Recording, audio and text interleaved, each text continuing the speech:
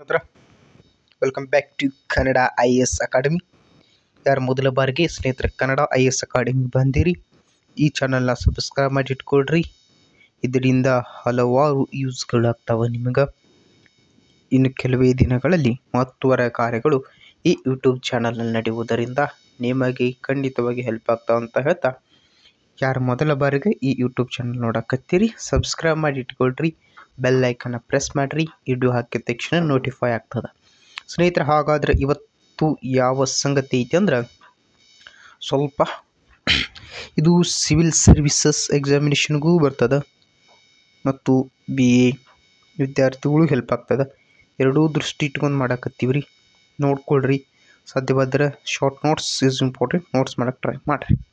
Video skip ಮಾಡಿ ನೋಡಿರಿ. PDF ಸಾಧ್ಯವಾದರೆ ನಮ್ದು ಏನು ವಾಟ್ಸಪ್ ಗ್ರೂಪ್ ಐತಿ ಆ ವಾಟ್ಸಪ್ ಗ್ರೂಪಲ್ಲಿ ಹಾಕಿರ್ತೀವಿ ರೀ. ಓಕೆ, ಬನ್ನಿ ಶುರು ಮಾಡೋಣ ಸ್ನೇಹಿತರೆ. ಮೊದಲನೇದಾಗಿ ಏನು ನೋಡ್ರಿ, ಉತ್ಪಾದನಾ ಮಾದರಿ ಮತ್ತು ವರ್ಣಾಶ್ರಮ ಧರ್ಮ ಕುರಿತು ದೃಷ್ಟಿಕೋನಗಳು.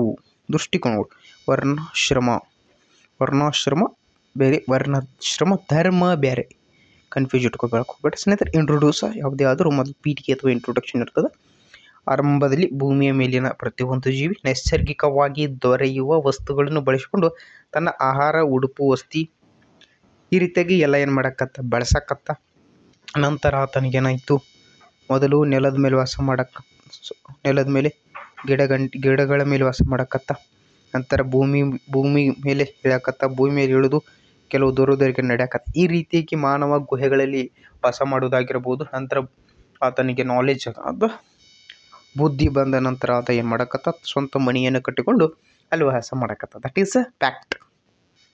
ಈ ರೀತಿಯಾಗಿ ಏನಾಗಕತ್ತ, ಮಾನವ ಭೂಮಿಯ ಮೇಲೆ ಮನೆಗಳನ್ನು ಕಟ್ಟಿ ವಾಸ ಮಾಡಕತ್ತ, ಗೋವುಗಳನ್ನು ಸಾಕಕತ್ತ, ಹೈನುಗಾರಿಕೆ ಮಾಡಕತ್ತ, ಕೃಷಿ ಮಾಡಕತ್ತ. ಈ ರೀತಿಯಾಗಿ ಹಂತವಾಗಿ ಏನು ನಡೀತು, ಇದು ಸಹ ಉತ್ಪಾದನಾ ವಿಧಾನ ಅಂತ ಕನ್ಸಿಡರ್ ಆಗ್ತದೆ. ಹಾಗಾದರೆ ಸ್ನೇಹಿತರೆ, ನಿಮಗೆ ಯಾರು BA ವಿದ್ಯಾರ್ಥಿಗಳು ಇದೀರಿ ನೋಡ್ರಿ, ನಿಮಗೆ 10 ಮಾರ್ಕ್ಸು ಅಥವಾ 15 ಮಾರ್ಕ್ಸ್ಗೆ ಈ ಕ್ವಶನ್ ಬರುವ ಸಾಧ್ಯತೆ ಇರ್ತದೆ. ನೋಡಿಟ್ಟುಕೊಡ್ರಿ.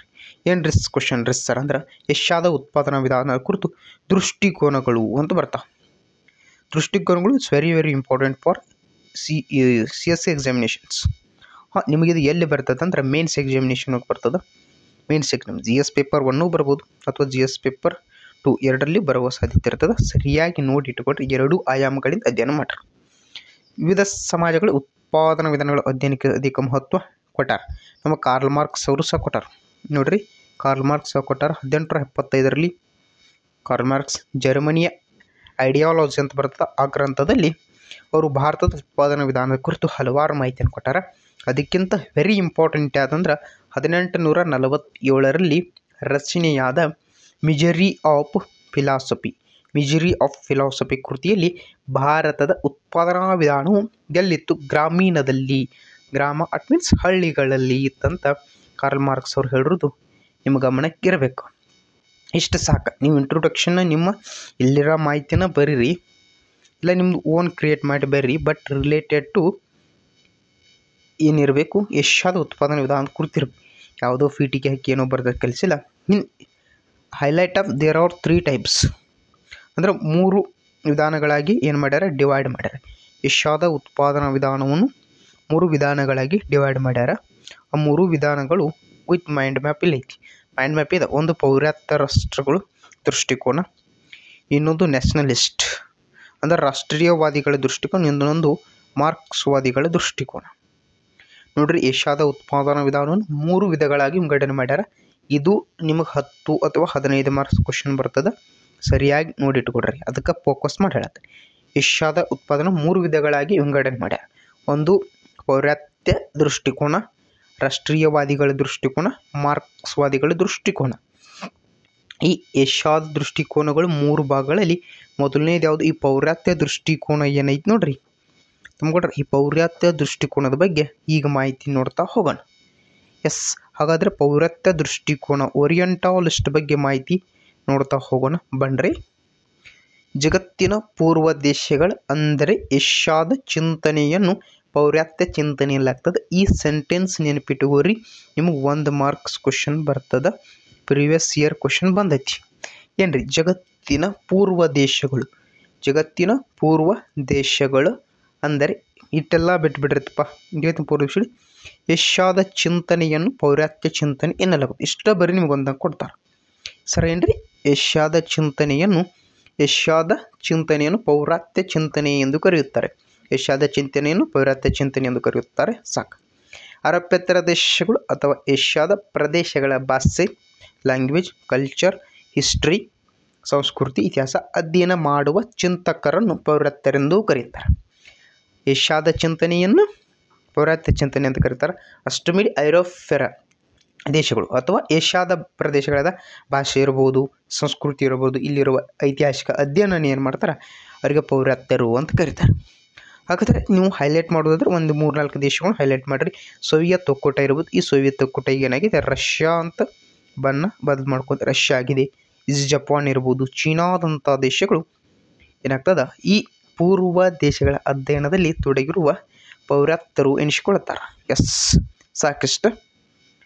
ಹಾಗಾದರೆ ಇವರು ಕೆಲವೊಂದು ವಾಕ್ಯಗಳನ್ನು ಕೊಡ್ತಾರೆ. ಯಾವುದರ ಬಗ್ಗೆ ಅಂದ್ರೆ ಈ ಏಷ್ಯಾದ ಕುರಿತು ಅವ್ರೇನು ಸ್ಟಡಿ ಮಾಡೋಕ್ಕತ್ತಿಲ್ಲ. ಅದರೊಳಗೆ ಏನಾಗ್ತದೆ ಈ ಪೌರಾತ್ಯರು ನೀಡಿರ್ತಕ್ಕಂಥ ಒಂದು 5 ಅಥವಾ 4 ಪಾಯಿಂಟ್ ಅದಾವೆ. ಇವು 4 ಪಾಯಿಂಟ್ ಕಂಪಲ್ಸರಿ ನೀವು ಬರೆಯಬೇಕು. No more option student. ಅದರಿಂದ ನೆನಪಿಟ್ಟುಕೊಳ್ರಿ. ಒಂದು ಅಪರಿಪೂರ್ಣ ಮಾಹಿತಿ. ಏಷ್ಯಾ ಉತ್ಪಾದನಾ ವಿಧಾನ ಏನೈತೆ ನೋಡ್ರಿ, ಇದ್ರ ಕುರಿತು ಕಾರ್ಲ್ ಮಾರ್ಕ್ಸ್ ಅವರ ಮಾಹಿತಿಯನ್ನು ನೀಡ್ಯಾರ. ಆ ಮಾಹಿತಿ ಅವ್ರು ಯಾವ ರೀತಿಯಲ್ಲಿ ನೀಡ್ಯಾರ ಅಂದ್ರೆ ಅಪರಿಪೂರ್ಣವಾಗಿ ನೀಡಿದಾರ ಅಂತ ಯಾರು ಹೇಳ್ತಾರೆ? ಪೌರಾತ್ಯವಾದಿಗಳು ಹೇಳ್ತಾರೆ. ಆದರೆ ನೀವು ಮೊದಲನೇ ಪಾಯಿಂಟ್ ಏನು? ಅಪರಿಪೂರ್ಣವಾದ ಮಾಹಿತಿ ಅಂತಾನು ಬರೀರಿ, ಇಲ್ಲ ವಿವರಣೆ ಅಂತಾನು ಬರೀರಿ. ಅಪರಿಪೂರ್ಣವಾದ ಮಾಹಿತಿ ನಿಮ್ಮ ಮೊದಲನೇ ಪಾಯಿಂಟ್. ಯಾವ ರೀತಿಯಾಗಿ ಬರೀರಿ? ಅಪರಿಪೂರ್ಣವಾದ ಮಾಹಿತಿ ಅಂತ ಹಾಕ್ರಿ. ಏಷ್ಯಾದ ಉತ್ಪಾದನಾ ವಿಧಾನದ ಕುರಿತು ಕಾರ್ಲ್ ಮಾರ್ಕ್ಸ್ ಅವರು ಅಪರಿಪೂರ್ಣ ಮಾಹಿತಿಯನ್ನು ನೀಡಿ ಹೋಗಿದ್ದಾರೆ. ಸಾಹಿತ್ಯ ಆಗಿರ್ಬೋದು, ಪ್ರಾಕೃತ ಶಾಸ್ತ್ರಗಳಾಗಿರ್ಬೋದು, ಆಯಾ ದೇಶಗಳ ಇತಿಹಾಸದ ಕುರಿತು ಸ್ವಲ್ಪ ಮಾಹಿತಿ ಕಡಿಮೆ ದೊರಕಿರುವುದು ಅಧ್ಯಯನಕ್ಕೆ ತೊಂದರೆಯನ್ನು ಉಂಟು ಮಾಡಿದೆ. ಇಷ್ಟು ಬರೀರಿ ಸಾಕು. ಇನ್ನು 2ನೇ ಪಾಯಿಂಟ್, ಗೊಂದಲಮಯ ವಿಚಾರಧಾರೆ. ಏಷ್ಯಾದ ಉತ್ಪಾದನಾ ವಿಧಾನವನ್ನು ಕುರಿತು ವಿಚಾರಧಾರೆ ಹಲವಾರು ಗೊಂದಲಗಳಿಂದ ಕೂಡಿದೆ. ಪೌರಾತ್ಯ ಚಿಂತಕರು ನಿಲ್ಲುವ ಖಾಸಗಿ ಒಡೆತನದಲ್ಲಿರಲಿಲ್ಲ ಎನ್ನುವ ಮಾರ್ಕ್ಸನ ವ್ಯಕ್ತಿಯು ಉತ್ಪಾದನೆ. ಇಷ್ಟೆಲ್ಲ ಬರ್ಕೋತ್ಕೊಂಡಿರ್ಬೇಡ್ರು, ತಿಂಡೈತಿದ. ಅಪರಿಪೂರ್ಣವಾದ ಮಾಹಿತಿ ನಮಗೆ ದೊರೆತಿರುವುದರಿಂದ ಸಂಪೂರ್ಣವಾಗಿ ಮಾಹಿತಿ ಇರದೇ ಇರುವ ಕಾರಣ ಈ ಪೌರಾತ್ಯವಾದಿಗಳು ಯಾವ ರೀತಿ ಹೇಳಿದ್ದಾರೆ ಅಂದರೆ ಅಪರಿಪೂರ್ಣವಾದ ಮಾಹಿತಿ ನಮಗೆ ದೊರೆತಿರುವುದರಿಂದ ಹಲವಾರು ಗೊಂದಲಮಯ ಸಂಗತಿಗಳು ಹುಟ್ಟಾಕಿರುವುದನ್ನು ನೋಡಬಹುದಾಗಿದೆ. ಆದ್ದರಿಂದ ಮೊದಲನೇದು ಅಪರಿಪೂರ್ಣ ಮಾಹಿತಿ, 2ನೇದು ಗೊಂದಲಮಯ ಜೀವನ. ಸಾಕು, ಇಷ್ಟ ಬರೀರಿ. ಇನ್ನು 3ನೇದು ಸಾಮಾನ್ಯ ವಿವರಣೆ ಅಂತ ಬರ್ತದೆ. ಪೌರಾತ್ಯ ಚಿಂತಕರನ್ವಯ ಮಾರ್ಕ್ಸ್ ಪ್ರತಿಪಾದಿಸಿರುವ ಭಾರತದ ಇತಿಹಾಸವು ನಿರ್ದಿಷ್ಟವಾಗಿಲ್ಲ. ಹಿಂದಿನ ಮತ್ತು ಸಮಕಾಲೀನ ಭಾರತ ಪರಿಸ್ಥಿತಿ ಆಧರಿಸಿ ಏಷ್ಯಾದ ಉತ್ಪಾದನಾ ವಿಧಾನವನ್ನು ಪ್ರತಿಪಾದಿಸಿರುವರು. ಮಾರ್ಕ್ಸರು ಯಾವುದೇ ರೀತಿಯ ತಮ್ಮ ವಿವರಣೆಯಲ್ಲಿ ಅಥೆಂಟಿಕ್ ಅಥವಾ ನಿಖರವಾದ ಮಾಹಿತಿಯನ್ನು ಹೇಳದೇ ಇರುವ ಕಾರಣ ಈ ಮಾಹಿತಿಯು ಸಾಮಾನ್ಯ ವಿವರಣೆಯಾಗಿರುವುದರಿಂದ ಇದು ಗೊಂದಲಮಯವಾಗಿದೆ, ಅಪರಿಪೂರ್ಣವಾಗಿದೆ. ಈ 3 ಪಾಯಿಂಟ್ ಕೋರತ್ತ ನೋಡ್ರಿ. ಸಾಮಾನ್ಯ ವಿವರಣೆ ಇರುವುದರಿಂದ ಈ ಮಾಹಿತಿಯು ಗೊಂದಲಮಯವಾಗಿದೆ ಮತ್ತು ಅಪರಿಪೂರ್ಣವಾಗಿದೆ.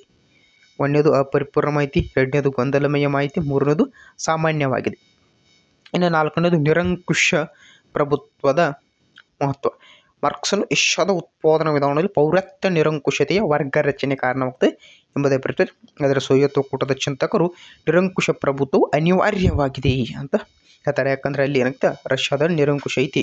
ಇದು ರಷ್ಯಾದಲ್ಲಿ ನಿರಂಕುಶ ನೆನಪಟ್ಟು ಪಾಯಿಂಟ್ ಹಾಕಿ ಬರೆದು ಬಿಡ್ರಿ. ಇನ್ನು ನೆಕ್ಸ್ಟ್ ನೋಡ್ರ, ಆವಾಗಲೇ ಹೇಳಿದಂಗೆ ಏಷ್ಯಾದ ಉತ್ಪಾದನದ 3 ಟೈಪ್ಸ್ ಅದಾವ. ಒಂದು ಪೌರಾತ್ಯವಾದಿಗಳು, ಈಗ ಹೇಳಿ ನಾನು.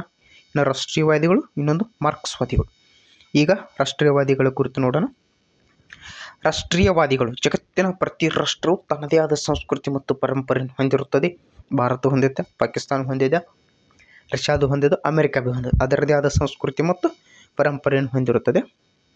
ಆಯಾ ರಾಷ್ಟ್ರವು ತನ್ನ ಹಿತಾಸಕ್ತಿಗೆ ಪೂರಕವಾದಂತೆ ಇತಿಹಾಸವನ್ನು ರಚಿಸುವ ಮತ್ತು ಪುನರ್ರಚಿಸುವ ಮೂಲಕ ಸಂಸ್ಕೃತಿ ಮತ್ತು ಪರಂಪರೆಯನ್ನು ವಿಸ್ತರಿಸುತ್ತದೆ. ಭಾರತವು ಹಿನ್ನೆಲೆ ಬಂದಾಗ ಕಡಿಮೆ ಸಂಸ್ಕೃತಿ ನಂತರದಲ್ಲಿ ಬೆಳೆದು ಬರ್ತದೆ. 19ನೇ ಶತಮಾನದಾಗ ಈ ಉತ್ತರಾರ್ಧದಲ್ಲಿ ರಾಷ್ಟ್ರೀಯವಾದ ಚಿಂತನೆ ಬಲಗೊಂಡು ರಾಜಕೀಯವಾಗಿ ವಸಾಹತುಶಾಹಿಗಳನ್ನು ಹೊರದೂಡಲು ಶ್ರಮಿಸಿದರು. ವಸಾಹತುಶಾಹಿಗಳು ಗೊತ್ತಿಲ್ಲ, ವಸಾಹತುಶಾಹಿಗಳನ್ನ ಹೊರದೂಡಲು ಶ್ರಮಿಸ್ಯಾರ. ಹಾಗಾದರೆ ಈ ಏಷ್ಯಾದ ಉತ್ಪಾದನಾ ವಿಧಾನದ ಕುರಿತು ಈ ರಾಷ್ಟ್ರೀಯವಾದಿಗಳು ಯಾವ್ಯಾವ ಪಾಯಿಂಟ್ಸ್ ಹೇಳ್ತಾರೆ ನೋಡ್ತಾ ಹೋಗೋಣ. ಇವರು ಸಹ ಒಂದು 3-4 ಪಾಯಿಂಟ್ ಹೇಳ್ಯಾರ, ಅಷ್ಟು ನೀವು ನೆನ್ಪಿಟ್ರಿ ಸಾಕು. ಒಂದು, ವ್ಯವಸ್ಥಿತ ಐತಿಹಾಸಿಕ ಅಧ್ಯಯನಕ್ಕೆ ಒಲವು. ರಾಷ್ಟ್ರೀಯವಾದಿಗಳು ವಸಾಹತು ಆಳ್ವಿಕೆಯನ್ನು ಆಧರಿಸಿ ಐತಿಹಾಸಿಕ ಅಂಶಗಳನ್ನು ಸಮ್ಮತಿಸಲು ಸಿದ್ಧರಿಲ್ಲ. ಹೀಗಾಗಿ ಇವರು ರಾಷ್ಟ್ರೀಯ ಹಿರಿಮೆಯನ್ನು ಮೂಡಿಸಬಲ್ಲ ಇತಿಹಾಸದ ಅಧ್ಯಯನಕ್ಕೆ ಒಲವನ್ನು ಕೊಟ್ಟರು. ಇವರು ರಾಷ್ಟ್ರೀಯವಾದಿಗಳಂದ್ರೆ ಇದೇ ರಾಷ್ಟ್ರದವರು ಇರುವುದರಿಂದ ಇವರು ಏನು ಮಾಡ್ರು, ಯಾವುದೇ ರೀತಿಯಾಗಿ ಐತಿಹಾಸಿಕ ಅಧ್ಯಯನಕ್ಕೆ ಹೆಚ್ಚಿನ ಒಲವನ್ನು ಕೊಡ್ತಾರೆ. ಯಾವುದೇ ಅಂಶಗಳನ್ನು ಪ್ರಸ್ತಾಪ ಮಾಡೋದಾಗಿರಲಿ, ಅದು ಹಾಗೈತಿ, ಇದು ಹಿಂಗೈತಿ, ಇದು ಹಿಂಗಿಲ್ಲ, ಇದು ಹಂಗಿರಬೇಕಾಗ್ತದೆ, ಇದನ್ನ ಏನೋ ಅವ್ರು ಹೇಳಿಲ್ಲ, ಕ್ರಿಯೇಟ್ ಮಾಡಕತ್ತಾರೆ. ರಾಷ್ಟ್ರೀಯ ಹಿರಿಮೆಯನ್ನು ಮೂಡಿಸಲು ಐತಿಹಾಸಿಕ ಅಥವಾ ಇತಿಹಾಸ ಅಧ್ಯಯನಿಕರು ಒಲವು ತೋರಿಸಲು ಏನು ಐತಿ ಭಾರತದಾಗ ಅದನ್ನು ಏನು ಮಾಡಿರೋರು ಹೈಲೈಟ್ ಮಾಡಿ ತೋರಿಸರು. ಆದ್ದರಿಂದ ರಾಷ್ಟ್ರೀಯವಾದಿಗಳು ವ್ಯವಸ್ಥಿತ ಐತಿಹಾಸಿಕ ಅಧ್ಯಯನಕ್ಕೆ ಒಲವನ್ನು ಕೊಟ್ಟರು. ಎರಡನೇದು, ವರ್ಗ ಶೋಷಣೆಯ ಪ್ರತಿಭಾ. ರಾಷ್ಟ್ರೀಯವಾದಿಗಳು ಸೈದ್ಧಾಂತಿಕ ವಿಚಾರಗಳನ್ನು ಮೂಡಿಸಲು ಮುಂದಾದರು. ಸಾಮ್ರಾಜ್ಯಶಾಹಿ ಶೋಷಣೆಯನ್ನು ಎಳೆಯಾಗಿ ಬಿಚ್ಚಿಟ್ರು. ಯಾವ ರೀತಿಯಾಗಿ ಬ್ರಿಟಿಷರು ಭಾರತದ ಮೇಲೆ ದಬ್ಬಾಳಿಕೆಯನ್ನು ಮಾಡ್ಯಾರ, ಅದನ್ನು ಎಳೆಯಾಗಿ ಬಿಚ್ಚಿಟ್ಟವ್ರು ಯಾರು? ಈ ರಾಷ್ಟ್ರೀಯವಾದಿಗಳು. ಮೂರನೇದು, ಪ್ರಾಚೀನ ಸಾಮಾಜಿಕ ವೈಭವಕ್ಕೆ. ರಾಷ್ಟ್ರೀಯವಾದಿಗಳು ಭಾರತದ ಪುರಾತನ ಸಾಮಾಜಿಕ ವ್ಯವಸ್ಥೆಯನ್ನು ಪ್ರತಿಪಾದಿಸಿ ಅಲ್ಲಿರ್ತಕ್ಕಂಥ ಅಶೋಕ ಇರ್ಬೋದು, ಅಕ್ಬರ್ ಇರ್ಬೋದು, ಶಿವಾಜಿ ಅಂತ ಜನಪರ ರಾಜರನ್ನು ಪ್ರಸ್ತಾಪಿಸುವ ಮೂಲಕ ನಿರಂಕುಶತೆಯನ್ನು ವಿರೋಧಿಸಿದರು. ಅಶೋಕ ಜನರ ಪರವಾಗಿದ್ದರು, ಶಿವಾಜಿಯು ಸಹ ಜನರ ಪರವಾಗಿದ್ದರು. ಇವರು ಟ್ಯಾಕ್ಸ್ ರಿಡ್ಯೂಸ್ ಮಾಡ್ತಿದ್ರು ಅಂತ ಅಶೋಕನಕ ಜನರ ಪರವಾಗಿ ಹಲವಾರು ಕ್ರಮಗಳನ್ನು ಕೈಗೊಂಡರು.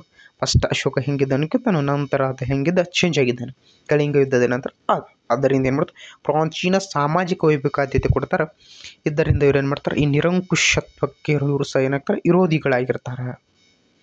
ಇದಂತರ ಹಿಂದೂ ಸುವರ್ಣ ಯುಗದ ನಿರ್ಲಕ್ಷ್ಯದ ಖಂಡನೆ. ಪ್ರಾಚೀನ ಭಾರತದಲ್ಲಿ 2ನೇ ಶತಮಾನದಿಂದ 6ನೇ ಶತಮಾನದವರೆಗೆ ಹಿಂದೂ ಸುವರ್ಣ ಗುರುತಿಸ್ತಾರೆ. ಈ ಅವಧಿಯಲ್ಲಿ ಹಿಂದೂ ಪರಂಪರೆಯ ಉನ್ನತ ಸ್ಥಾನವನ್ನು ಪಡೆದಿತ್ತು ಅಂತ ಯಾರು ಹೇಳ್ತಾರೆ, ಈ ರಾಷ್ಟ್ರೀಯವಾದಿಗಳು ಹೇಳ್ತಾರೆ. ಇಷ್ಟು ಮಾಹಿತಿ ಏನೈತಿ, ಇದು ಪೌರಾತ್ಯವಾದಿಗಳ ಬಗ್ಗೆ ಮೊದಲು ಹೇಳಿದ್ದೀನಿ ರೀ. ಈಗ ರಾಷ್ಟ್ರೀಯವಾದಿಗಳು. ಇನ್ನು ಕೊನೆಯದಾಗಿ ಬರೋದು ಮಾರ್ಕ್ಸ್ವಾದಿಗಳು. ಇದು ಸಹ ಇಂಪಾರ್ಟೆಂಟ. 19ನೇ ಶತಮಾನದಲ್ಲಿ ಕಾರ್ಲ್ ಮಾರ್ಕ್ಸ್ ಮತ್ತು ಎಂಗಿಲ್ಸ್ ಬರಹಗಳಲ್ಲಿ ಮೂಡಿಬಂದ ಚಿಂತನೆಗಳೇ ಸಮತಾವಾದ ಅಥವಾ ಮಾರ್ಕ್ಸ್ ಸಿದ್ಧಾಂತ ಎನಿಸ್ಕೊಂಡ. ಏನು ಈ ಕಾರ್ಲ್ ಮಾರ್ಕ್ಸ್ ಅವರೊಬ್ಬರು ಮತ್ತು ಎಂಗಿಲ್ಸ್ ಅಂತ ಇಬ್ಬರು ಬರ್ತಾರೆ. ಇವರು ಯಾರು? ಇವರು ಮಾರ್ಕ್ಸ್ವಾದಿಗಳು ಅಥವಾ ಸಮತಾವಾದಿಗಳು. ಅವರು ಗ್ರಂಥಗಳಲ್ಲಿ ಏನು ಬರವಣಿಗೆ ಆಗಿತ್ತಲ್ಲ ಅದನ್ನು ಏನಂತೀವಿ, ಮಾರ್ಕ್ಸ್ವಾದ ಅಥವಾ ಸಮತಾವಾದ ಅಂತ ಕರಿತೀವಿ. ಇಷ್ಟೆಲ್ಲ ಬೇಡ, ಒಂದನೇ ಪಾಯಿಂಟ್ ಏನು ನೋಡ್ತಾರೆ ನೋಡ್ರಿ, ಬುಡಕಟ್ಟು ಸಮುದಾಯಗಳಿಗೆ ಆದ್ಯತೆ. ಭಾರತೀಯ ಮಾರ್ಕ್ಸ್ವಾದಿ ಚಿಂತಕರಾದ ಡಿ ಕೌಸಂಬಿಯವರು ಏಷ್ಯಾದ ಉತ್ಪಾದನಾ ವಿಧಾನದಲ್ಲಿ ಪ್ರಸ್ತಾಪಿಸಲಾದ ಗ್ರಾಮ ಸಮುದಾಯಗಳನ್ನು ನಿರಾಕರಿಸುತ್ತಾ ಬುಡಕಟ್ಟುಗಳನ್ನು ಪ್ರಸ್ತಾಪಿಸಿದ್ದಾರೆ. ಇನ್ನು ಶೆಡ್ಯೂಲ್ ಟ್ರೈಬ್ಸ್ ಅಂತದಾವಲ್ಲ, ಇವು ಪ್ರೆಸೆಂಟ್ಲಿ ಶೆಡ್ಯೂಲ್ ಟ್ರೈಬ್ಸ್ ಅದ. ಆ ಶೆಡ್ಯೂಲ್ ಟ್ರೈಬ್ಸ್ಗಳಿಗೆ ಆದ್ಯತೆಯನ್ನು ಕೊಡಬೇಕಾಗ್ತದೆ. ಆ ಶೆಡ್ಯೂಲ್ ಟ್ರೈಬ್ಸನ್ನು ಹಿಂದುಳಿದಾವ ಅಂತ ಅವಾಗ ಹೇಳ್ತಾರೆ. ಯಾರು? ಈ ಮಾರ್ಕ್ಸ್ವಾದಿಗಳು, ಸಮುದಾಯವಾದಿಗಳು. ಐತಿಹಾಸಿಕ ಭೌತಿಕವಾದಕ್ಕೆ ಒಲವು. ಏಷ್ಯಾದ ಉತ್ಪಾದನೆ ಉಳಿಗೆ ಮಾನ್ಯ ಪದ್ಧತಿ ಅಂತ ಬರ್ತದೆ. ಭಾರತೀಯ ಪರಿಸ್ಥಿತಿ ಪ್ರತಿಭಾ. ಐತಿಹಾಸಿಕ ಭೌತಿಕವಾದ ಪರಿಣತಿ ಅಂದರೆ ಭಾರತೀಯ ಮಾರ್ಕ್ಸ್ವಾದಿ, ಅದರಲ್ಲೂ ಆರ್ಎಸ್ ಶರ್ಮಾ ಭೌತಿಕವಾದ ನೆರಳಿನಲ್ಲಿ ಪ್ರಾಚೀನ ಭಾರತ ಉತ್ಪಾದನೆ ವಿಧಾನ ವಿವರಿಸ್ತಾರೆ. ಇದೇನು ಅಷ್ಟು ಇಂಪಾರ್ಟೆಂಟ್ ಅಲ್ಲ, ಓನ್ ಬೇರೆ ಇರ್ತಾವೆ ನೋಡ್ರಿ. ಹೇಳುವಂಥ ಪಾಯಿಂಟ್ ಏನಿಲ್ಲ ಅದ್ರ. ಇನ್ನು ಮಾರ್ಗ ರಚನೆಯ ಪ್ರತಿಭೆ. ಏಷ್ಯಾದ ಉತ್ಪಾದನಾ ವಿಧಾನದಲ್ಲಿ ವರ್ಗ ರಚನೆಗೆ ಪರಿವರ್ತನೆಗೊಳ್ಳುತ್ತಿರುವ ಭಾರತ. ಆದರೆ ಭಾರತೀಯ ಮಾರ್ಕ್ಸ್ವಾದಿಗಳು, ಅದರಲ್ಲೂ ಇರ್ಫಾನ್ ಹಬೀಬ್ ಮತ್ತು ಮೊಘಲ್ ಕಾಲಾವಧಿಯ ರೈತ ವ್ಯವಸ್ಥೆ ಕೃತಿಯಲ್ಲಿ ವರ್ಗ ರಚನೆ ಜಾರಿಯಲ್ಲಿತ್ತು ಅಂತ ಹೇಳ್ಯಾರ. ಮೇಲ್ವರ್ಗ, ಕೆಳವರ್ಗ, ಬ್ರಾಹ್ಮಣ, ಕ್ಷತ್ರಿಯ, ವೈಶ್ಯ, ಶೂದ್ರ ಈ ರೀತಿಯಾಗಿತ್ತಂತ ಯಾರು ಹೇಳ್ತಾರೆ? ಈ ಮಾರ್ಕ್ಸ್ವಾದಿಗಳು ನಿಮಗೆ ವಿವರಣೆಯನ್ನು ಕೊಡ್ತಾರೆ. ಮಾರ್ಕ್ಸ್ವಾದಿ ಬೆಳಗ್ಗೆ ಎಷ್ಟು ಬರ್ರಿ. ಇನ್ನು ರಾಷ್ಟ್ರೀಯವಾದಿಗಳ ವಿಮರ್ಶೆ. ಏನು ರಾಷ್ಟ್ರೀಯವಾದಿಗಳು 4 ಪಾಯಿಂಟ್ ಹೇಳಿದ್ರಲ್ಲ, ಹಿಂದೂ ಧರ್ಮ ಕಡೆಗಣಿಸಿದ್ರು, ಅವರು ಏನು ಮಾಡ್ತಾರೆ, ಐತಿಹಾಸಿಕ ಅಧ್ಯಯನಕ್ಕೆ ಒಲವನ್ನು ಕೊಡ್ತಾರೆ. ಭಾರತೀಯ ಮಾರ್ಕ್ಸ್ವಾದಿಗಳು ರಾಷ್ಟ್ರೀಯವಾದಿಗಳನ್ನು ವಿಮರ್ಶಿಸುವ ಮೂಲಕ ತಮ್ಮ ಚಿಂತನೆಗಳನ್ನು ಪ್ರತಿಪಾದಿಸ್ತಾರೆ. ಮಧ್ಯಮ ವರ್ಗದ ನಾಯಕರಾದ ರಾಷ್ಟ್ರೀಯವಾದಿಗಳು ಬುರ್ಜ್ವಾ ವರ್ಗವನ್ನು ಪ್ರತಿನಿಧಿಸುವರೆಂಬ ಅವರ ನಿಲುವಾಗಿತ್ತು. ಜೊತೆಗೆ ಜನರಲ್ಲಿ ರಾಷ್ಟ್ರೀಯತೆಯನ್ನು ಬಿತ್ತಿ ಬಲಗೊಳಿಸಿ ಸಾಮ್ರಾಜ್ಯಶಾಹಿತ್ವವನ್ನು ವಿರೋಧಿಸುವುದು ರಾಷ್ಟ್ರೀಯವಾದಿಗಳ ಗುರಿಯಾಗಿತ್ತು ಅಂತ ಹೇಳ್ತಾರೆ. ಅವ್ರೇನು ಹೇಳ್ತಾರೆ, ನಿರಂಕುಶತ್ವವನ್ನು ಖಂಡನೆ ಮಾಡ್ತಾರೆ ರಾಷ್ಟ್ರವಾದಿಗಳು, ಇವರು ರಾಷ್ಟ್ರೀಯವಾದತ್ವವನ್ನು ಖಂಡನೆ ಮಾಡ್ತಾರೆ. ಅದರಿಂದ ಇಬ್ಬರಿಗೆ ಏನಾಗಿದೆ ಇಲ್ಲಿ ಫೈಟ್ ಆಗಿಬಿಟ್ಟದ. ಓಕೆ, ಮುಗೀತು. ಇಷ್ಟ ಇದು ಬರೀ ಮಗಳ್ರೆ, ನಿಮ್ಗೆ ಮಾರ್ಕ್ಸ್ ಮಾತ್ರ 100% ಸಿಗ್ತಾವೆ. ಇನ್ನು ಇದೇನು ವರ್ಣಾಶ್ರಮ ಧರ್ಮದ ಕುರಿತು ದೃಷ್ಟಿಕೋನ, ಇದು 1 ಮಾರ್ಕ್ಸ್ ನಿಮ್ಮ ಕ್ವಶನ್ ಐತಿ. ಧರ್ಮವನ್ನು ಪಾಲಿಸುವ, ಇದು ನೆನ್ಬಿಟ್ರು, ಧರ್ಮವನ್ನು ಪಾಲಿಸುವ ಮೂಲಕ ಜೀವನದ ಪರಮೋಚ್ಚ ಗುರಿಯಾದ ಮೋಕ್ಷವನ್ನು ಸಾಧಿಸುವುದು ಪ್ರಾಚೀನ ಭಾರತದಲ್ಲಿ ಪ್ರಾಶಸ್ತ್ಯ ಗಳಿಸಿಕೊಂಡಿದ್ದು, ಈ ಉದ್ದೇಶ ಸಾಧನೆಗಾಗಿ ಸಮಾಜದಲ್ಲಿ ಜನರ ಜೀವನಕ್ಕೆ ಸಂಬಂಧಿಸಿದ ಹಲವು ಆಚರಣೆ ರೂಪುಗೊಂಡಿದ್ದು ಅವುಗಳನ್ನೇ ವರ್ಣಾಶ್ರಮ ಧರ್ಮ ಅಂತ ಕರೀತಾರೆ. ಇದು ನಿಮಗೆ 1 ಮಾರ್ಕ್ಸ್ ಕ್ವಶನ್ ಆಗ್ತದೆ. ಇಷ್ಟೇ ನೆನ್ಪಿಟ್ಕೊಂಡ್ರೆ ಸಾಕು, ಹೆಚ್ಚಿನ ಮಾಹಿತಿ ಈಗ ಬೇಡ.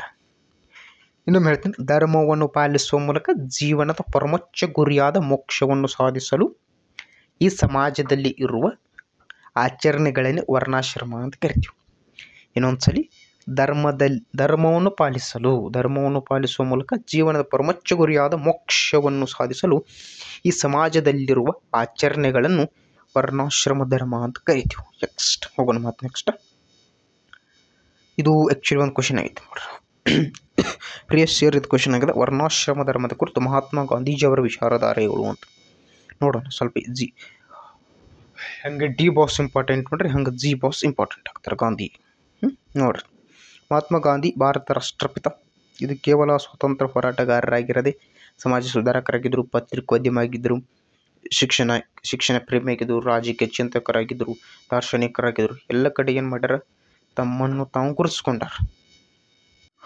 ಎಲ್ಲ ಕಡೆ ಅಂದರೆ ಏನ್ರಿ, ಪತ್ರಿಕೋದ್ಯಮರು, ಶಿಕ್ಷಣ ಇರ್ಬೋದು, ರಾಜಕೀಯದಲ್ಲಿ ಎಲ್ಲ ಕಡೆ ಯಾರು ಗುರುತಿಸ್ಕೊಂಡಾರ, ಮಹಾತ್ಮ ಗಾಂಧೀಜಿಯವರು ಗುರುತಿಸ್ಕೊಂಡಿರೋದನ್ನು ನೋಡ್ತೀರಿ.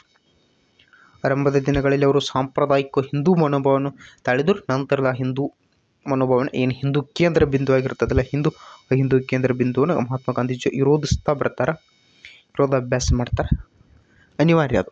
1920ರ ಪೂರ್ವದಲ್ಲಿ ಗುಜರಾತ್ ಭಾಷೆ ಪತ್ರಿಕೆಗಳು ಮೊದಲು ಪ್ರಕಟಗೊಳ್ಳುತ್ತದೆ. 1940ರ ಹೊತ್ತಿಗೆ ಗಾಂಧಿ ಸಾಮಾಜಿಕ ಕಳಂಕ ಎಂಬುದಾಗಿ ಮನಗೊಂಡರು. ಈ ರೀತಿಯಾಗಿ ಮಹಾತ್ಮ ಗಾಂಧೀಜಿಯವರು ನಮ್ಮ ಸ್ವಾತಂತ್ರ್ಯ ಹೋರಾಟದಲ್ಲಿ ತಮ್ಮದೇ ಆದ ಒಂದು ಛಾಪನ್ನು ಮೂಡಿಸಿ ಹೋಗ್ತಾರೆ. ಕ್ವಿಟ್ ಇಂಡಿಯಾ ಮೂವ್ಮೆಂಟ್ ಇರ್ಬೋದು, ಅಹಮದಾಬಾದ್ ಹತ್ಯೆ ಮುಷ್ಕರ ಇರ್ಬೋದು, ನೀಲಿ ಬೆಳೆ ಇರ್ಬೋದು, ಅದೆಲ್ಲ ಇಲ್ಲಿ ಬೇಡ. ಇಲ್ಲಿ ಏನೈತಿ, ವರ್ಣಾಶ್ರಮ ಧರ್ಮ ಅಷ್ಟೊಂದು ಇಂಪಾರ್ಟೆಂಟ, ಅದನ್ನು ಮಾತ್ರ ಹೈಲೈಟ್ ಮಾಡಿ ನೋಡ್ತಾ ಹೋಗ್ಬಿಡೋಣ. ಸ್ನೇಹಿತರೆ, ಸಮುದಾಯವೊಂದರ ಅಗತ್ಯಗಳ ಸಾಧನ ಯಾವುದು? ವರ್ಣಾಶ್ರಮ. ಗಾಂಧೀಜಿಯವರ ದೃಷ್ಟಿಯಲ್ಲಿ ವರ್ಣಾಶ್ರಮ ಧರ್ಮವು ವಿವಿಧ ಕಟ್ಟುಪಾಡುಗಳಿಂದ ಕೂಡಿದ್ದು ಸಮುದಾಯವೊಂದರ ವೈವಿಧ್ಯಮಯ ಅಗತ್ಯತೆಗಳನ್ನು ಪೂರೈಸಬಲ್ಲ ಸಾಮರ್ಥ್ಯವುಳ್ಳ ಸಾಧನವೆನಿಸಿದೆ.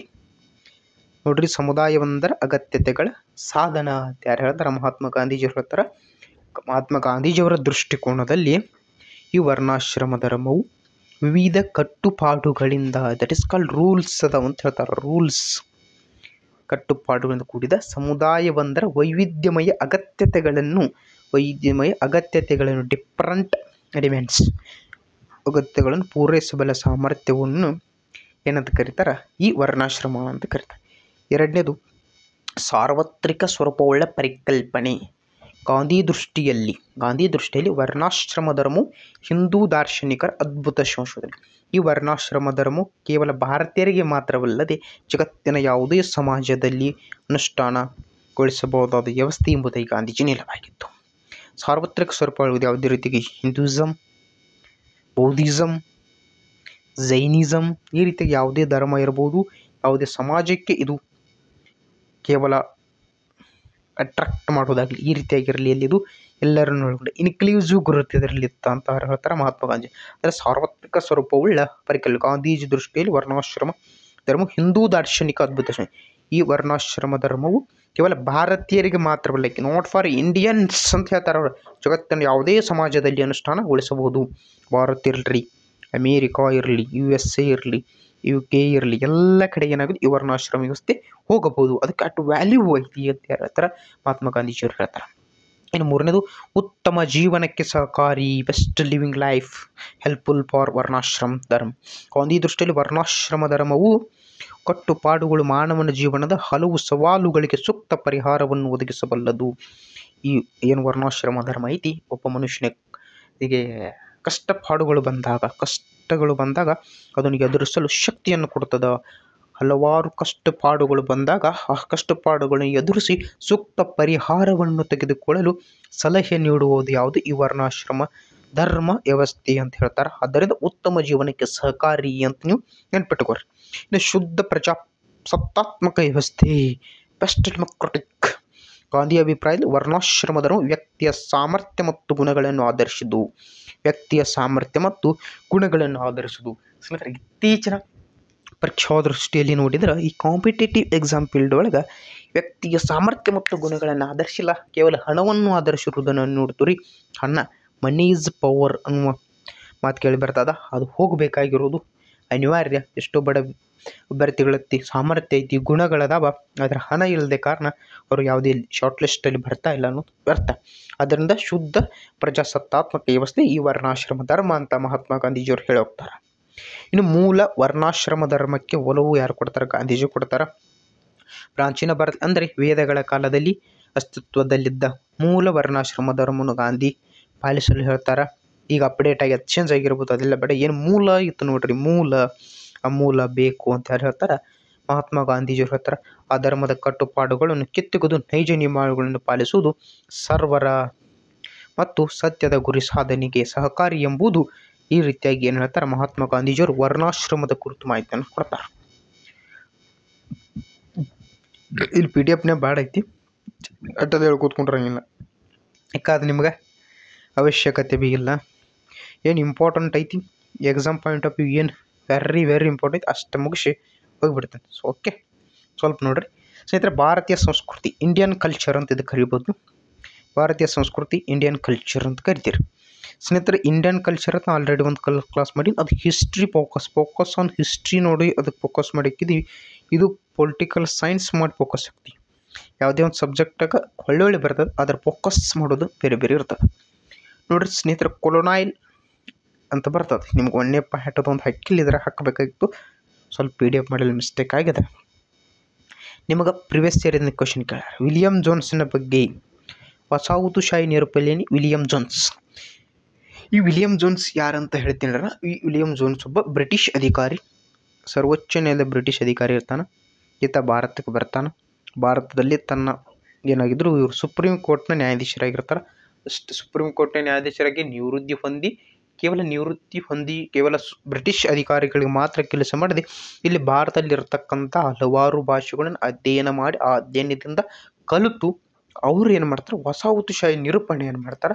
ಆ ದೃಷ್ಟಿಯಿಂದ ನಿಮಗಲ್ಲಿ exam point of view important ಏನೈತೆ ನೋಡಿ. ಬ್ರಿಟಿಷರು ವಸಾಹತು ಕಾಲದಲ್ಲಿ ಇಂಡಾಲಜಿ ಎಂಬ ಪರಿಕಲ್ಪನೆ ಒಗ್ಗೂಡ್ತದೆ. ಇಂಡಾಲಜಿ ಅಂದರೆ ಏನು? ಭಾರತದ ಸಂಸ್ಕೃತಿಯನ್ನು ಅಧ್ಯಯನ ಮಾಡುವುದು ಇಂಡಾಲಜಿ. ಒಂದು ಮಾರ್ಕ್ಸ್ ಕ್ವಶನ್ ಆಗ್ಬೋದು, ನೆನ್ಪಿಟ್ರಿ. What is Indology? ಇಂಡಾಲಜಿ ಅಂದರೆ ಏನು? ಭಾರತೀಯ ಸಂಸ್ಕೃತಿಯ ಅಧ್ಯಯನ ನಡೆಸುವುದೇ ಇಂಡಾಲಜಿ ಅಂತ ನೆನ್ಪಿಟ್ಕೊಳ್ರಿ. ಸಾಕು, ಇಷ್ಟು ಬಿಟ್ಟರೆ ಸಾಕು. ಹಾಗಾದರೆ ವಿಲಿಯಂ ಜೋನ್ಸ್ರವರು ಇಂಗ್ಲೆಂಡ್ ಮೂಲದ ವ್ಯಕ್ತಿ.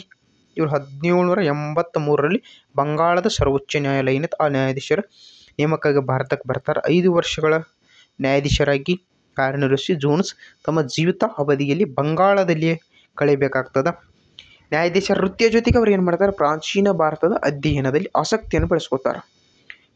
ಏನ್ಷಿಯಂಟ್ ಇಂಡಿಯನ್ ಹಿಸ್ಟ್ರಿ ನಿಮ್ಗೇನು ಬರ್ತದೆ, ಏನ್ಷಿಯಂಟ್ ಇಂಡಿಯನ್ ಹಿಸ್ಟ್ರಿ.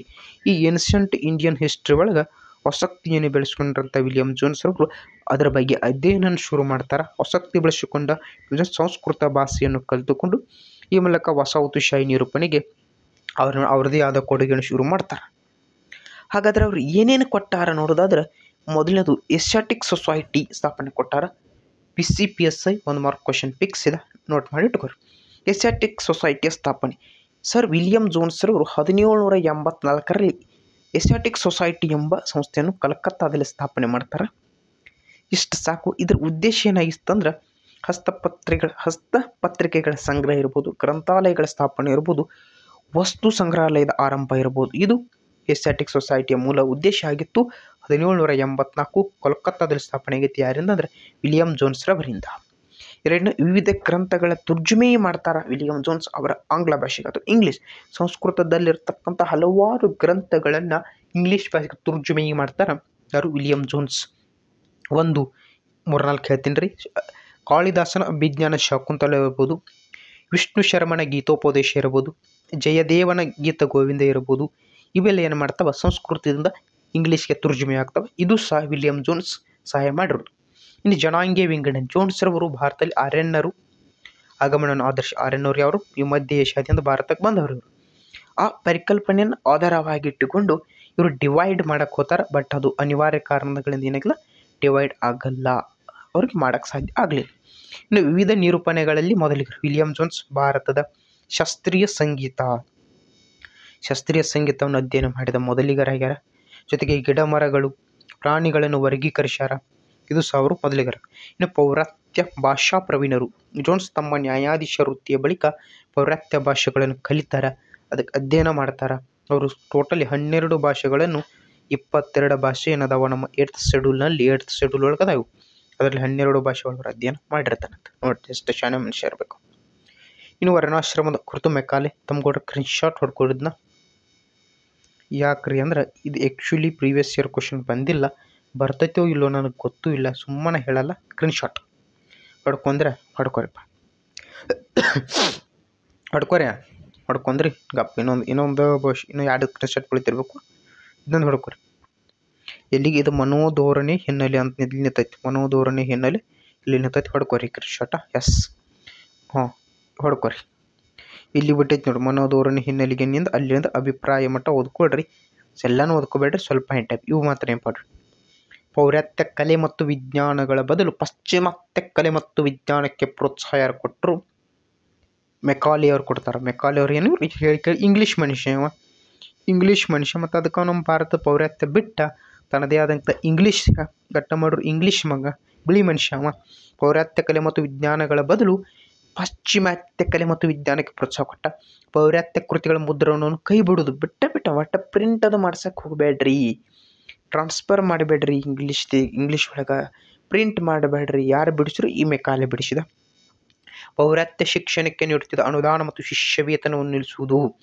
ಏನಿಲ್ಲ ನಮ್ಮಲ್ಲಿ ಪೌರಾತ್ಯ ಶಿಕ್ಷಣ, ಅದಕ್ಕೆ ಅವ್ರು ಏನು ಮಾಡಿದ್ರು? ಅನುದಾನ ಕೊಡುತ್ತಿದ್ರು. ಎಜುಕೇಷನ್ ಫಂಡ್ ಅಂತ ಬರ್ತಿತ್ತು, ಸ್ಕಾಲರ್ಶಿಪ್ ಅಂತ ಬರ್ತಿತ್ತು, ಅದನ್ನೆಲ್ಲ ಬಂದ್ ಮಾಡಿಸ್ಬಿಟ್ಟ ಯಾರು? ಮೆಕಾಲೆ. ಕಲಿಕಾ ಮಾಧ್ಯಮ ಹಾಗೂ ಇಂಗ್ಲೀಷ್ ಮಾಡಿಬಿಟ್ಟ. ಒಟ್ಟ ಈ ಕನ್ನಡ ಇರ್ಬೋದು, ಸಂಸ್ಕೃತ ಇರ್ಬೋದು, ತೆಲುಗು ಇರ್ಬೋದು, ತಮಿಳು ಇರ್ಬೋದು, ಇಂಥದ್ದೇನು ಮಾಡಬೇಡ್ರಿ. ತಮ್ಗೆ ಒನ್ಲಿ ಇಂಗ್ಲೀಷ್ ಕಲಿಯಿರತ್ತೆ. ಯಾರು ಹೇಳ್ರು? ಈ ಮೆಕಾಲೆ ಹೇಳ್ಯಾನ. ಆಂಗ್ಲ ಶಿಕ್ಷಿತರಿಗೆ ಸಾರ್ವಜನಿಕ ಸೇವೆಯಲ್ಲಿ ಅವಕಾಶವನ್ನು ಕೊಟ್ಟ. ಪಬ್ಲಿಕ್ ಅಡ್ಮಿನಿಸ್ಟ್ರೇಷನ್ ಒಳಗೆ ಯಾರು ಅವಕಾಶ ಕೊಟ್ಟರು? ಈ ಆಂಗ್ಲ ಭಾಷೆ ಯಾರು ವೆಲ್ ಸ್ಟಡಿ ಮಾಡಿರಿ ಅವರಿಗೆ ಇದನ್ನು ಕೊಡ್ತಾನೆ. ಅದರ ಮೆಕಾಲೆ ಯೋಜನೆಯನ್ನು ಆಧರಿಸಿ 1844ರಲ್ಲಿ ಗವರ್ನರ್ ಜನರಲ್ ಆಗಿದ್ದ ಲಾರ್ಡ್ ಹರ್ಡಿಂಜ್ ಆಂಗ್ಲ ಶಿಕ್ಷಣವನ್ನು ಪಡೆದವರಿಗೆ ಸಾರ್ವಜನಿಕ ಹುದ್ದೆಗೆ ಆದ್ಯತೆಯನ್ನು ಕೊಟ್ಟ. ಅದು ಪಬ್ಲಿಕ್ ಅಡ್ಮಿನಿಸ್ಟ್ರೇಷನ್. ಅನ್ಕೋತ ಇದು ಧರ್ಮಪಾಲ ಕ್ವಶನ್ ಆಗಿಲ್ಲ. ತಮ್ಮ ಕೊಟ್ರೆ ಸ್ಕ್ರೀನ್ಶಾಟ್ ಹೊಡ್ರಿ. ನೀವು PDF ಹಾಕ್ಕೊಂಡು PDF ನೋಡ್ಕೊಡ್ರಿ. PDF ಕಳಿಸ್ತೀನಿ ತಮ್ಮ. PDF ಒಟ್ಟ ಹಾಕೋಬೇಡ್ರಿ, ಕಳಿಸಿರ್ತನು ಓದ್ಕೋರಿ. ಮತ್ತು ನಾವು PDF ಬಿಡೋದು. ಧರ್ಮ ಎಂದರೆ 1 ಮಾರ್ಕ್ಸ್ ಕ್ವಶನ್ ಆಗ್ತೈತಿ. 1 ಮಾರ್ಕ್ಸ್ ಒಳಗೆ ಮುಗಿಸೋಣ. 1 ನಿಮಿಷ ಮಾಡಿರಿ. ವಾಟ್ ಈಸ್ ದ ಧರ್ಮ? ಧರ್ಮ ಎಂದರೆ ಇಲ್ಲಿ ಬೇಡ, ಇನ್ನೊಂದು ಪೇಜ್ ಇರಬೇಕು. ಧರ್ಮದ ಮೀನಿಂಗ್ ಇಲ್ಲಿ ಹೇಳ್ತಂದ್ರೆ, ಧರ್ಮ ಎಂದರೆ ನಿಮ್ಮ question what is the meaning of ಧರ್ಮ?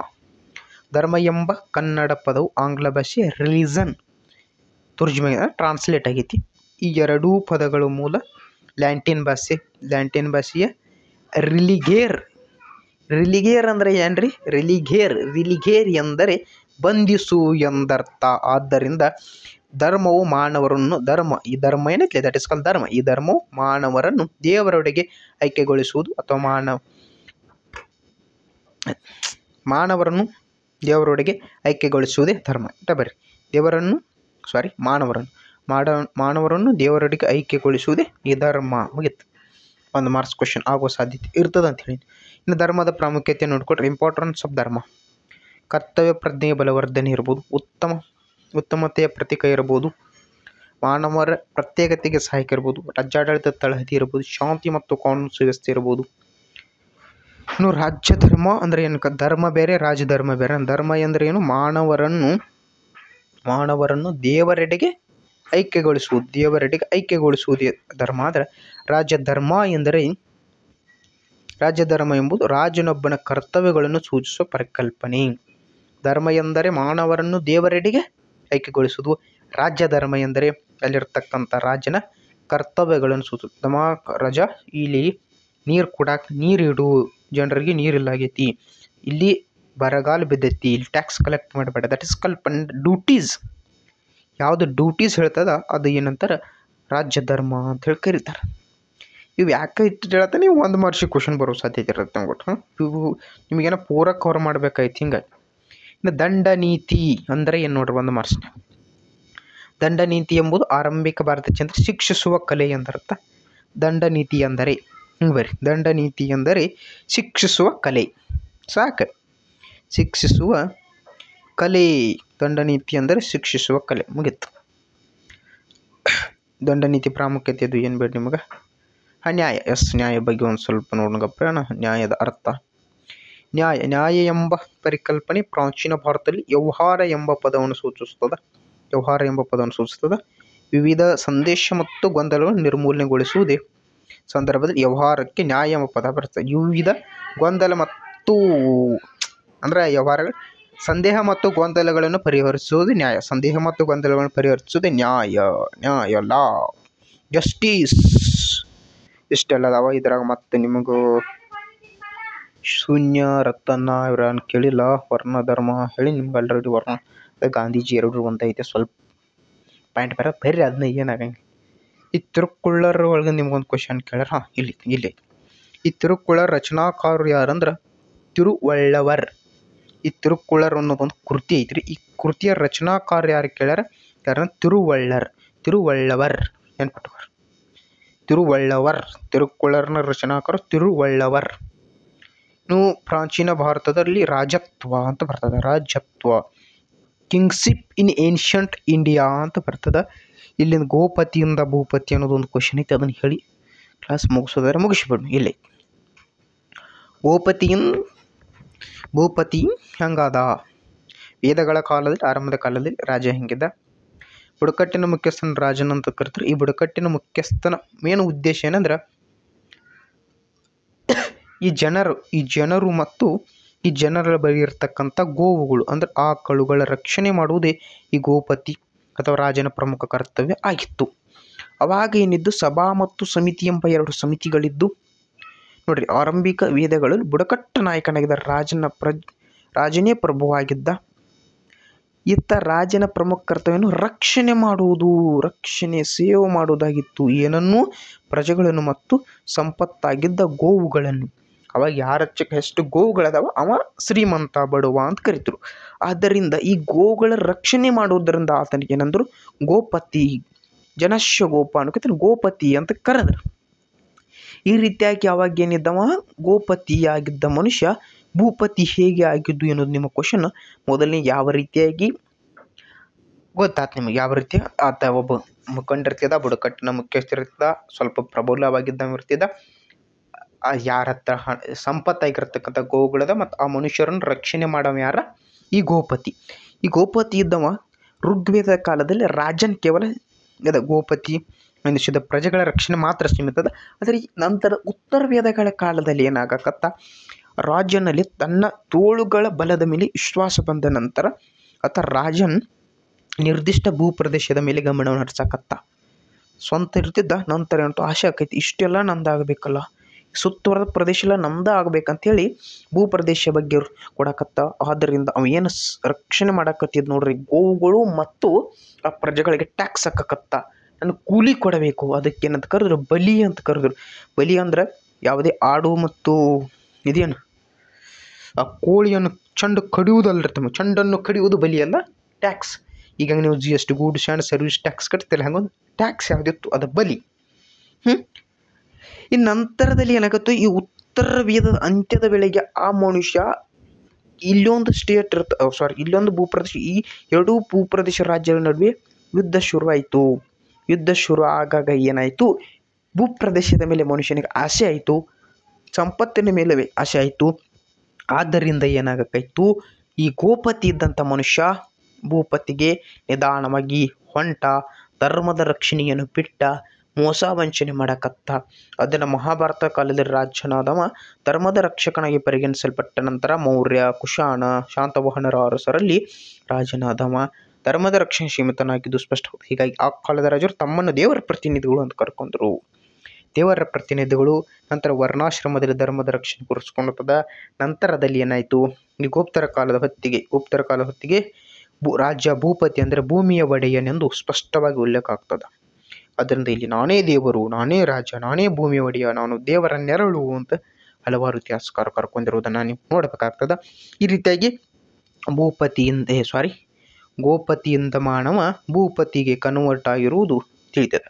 ಸ್ನೇಹಿತರೆ, ಇಷ್ಟು ನಿಮಗೆ ಇಂಪಾರ್ಟೆಂಟ್ 60 ಮಾರ್ಕ್ಸ್ ಕ್ವಶನ್ ಇರ್ತದೆ. ಇದ್ರಾಗ ನೀವು ಇಷ್ಟು ಕ್ಲಾಸ್ಗಳು ಒಂದು 40 ಮಟ್ಟ ಟಚ್ ಮಾಡಿ ಬರ್ಬೋದು. ನಿಮ್ಮ ಬರೆಯುವ ಸ್ಕಿಲ್ ಇರಬೇಕು. ಮೊದಲನೇದಾಗಿ ಹೇಳ್ತೀನಿ, ಸ್ಪೀಡ್ ರೈಟಿಂಗ್ ಪ್ರಾಕ್ಟೀಸ್ ಮಾಡಿರಿ. ಸ್ಪೀಡ್ ರೈಟಿಂಗ್ ಬೇಕಾಗ್ತದೆ.